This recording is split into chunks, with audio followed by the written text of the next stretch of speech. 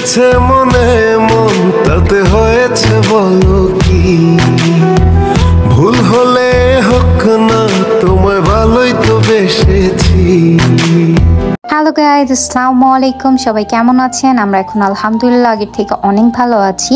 আর গ্রাম থেকে শহরে এসে পেয়ে গেলাম একটি দাওয়াত। তো দাওয়াত আসলে কোথায় খেতে গেলাম তা আপনারা একটু পরেই জানতে পারবেন।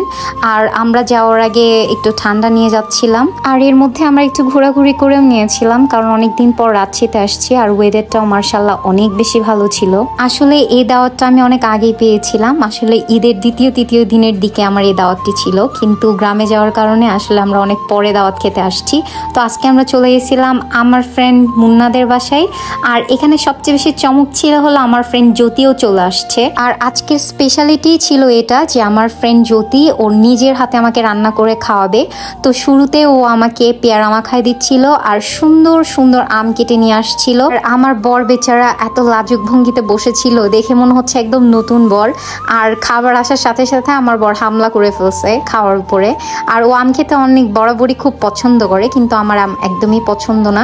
আর আমরা এখানে অনেক মজা করতেছিলাম। আসলে এই ওকে খাওয়াই দিচ্ছিল, ও একে খাওয়াই দিচ্ছিল, আর মুন্না একটু লজ্জা লজ্জা করে খাচ্ছিল, যে কারণে আমরা ওকে একটু মজাও নিচ্ছিলাম। আর সন্ধ্যার নাস্তা করার পরে আমার বর আর মুন্না চলে গেছিল ক্যারাম খেলতে।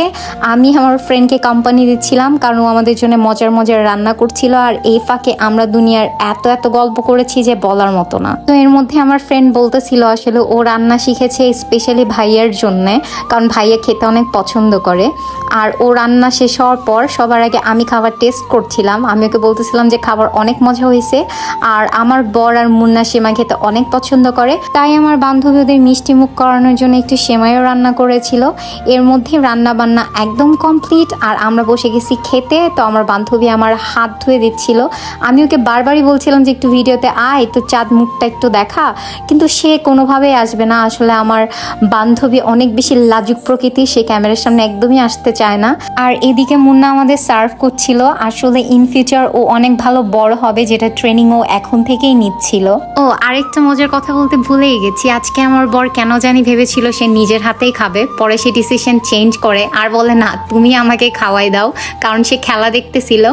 আর একটা কথা বলে রাখি, আমার ফ্রেন্ড আমি আর আমাদের মধ্যে এত পরিমাণে ভালোবাসা বলার মতো না। কে কাকে খাওয়াই দিবে এটারই একটা কম্পিটিশন হয়ে যাচ্ছিল। অ্যাট লাস্ট আমাদের ভরপেট খাওয়া দাওয়া শেষ হয়ে যায় আর আমরা সবাই মিলে একটু রেস্ট নিচ্ছিলাম। তো আমার একটু মাথা ব্যথা করতেছিল, যে কারণে আমার ফ্রেন্ড আমাকে একটু তেল চাম্পে দিচ্ছিল, যেটাতে আমার অনেক ভালো লাগতেছিল। আসলে আমি তেমন ভাবে মাথায় তেল দিই না, তো বহুদিন পর কেউ এত ভালোবেসে মাথায় তেল দিয়ে দিচ্ছিল, এই ব্যাপারটা আমার কাছে অনেক বেশি ভালো লাগছিল। এর মধ্যে আমার ফ্রেন্ড আমাদের সবাইকে মিষ্টি মুখ করাইতে চলে আসে। তো সবাই ট্রাই করে দেখছিল যে আসলে কেমন হয়েছে। তো কথা বলতে গেলে আসলে আমার মিষ্টি একদমই পছন্দ না, তারপরেও খাচ্ছিলাম কারণ আমার বান্ধবী আমাদের জন্য অনেক ভালোবেসে রান্না করেছে। তো আজকে আমাদের ভিডিও ছিল এ পর্যন্তই। সকলে ভালো থাকবেন, সুস্থ থাকবেন, আমাদের জন্য অনেক অনেক দোয়া করবেন। আল্লাহ হাফেজ।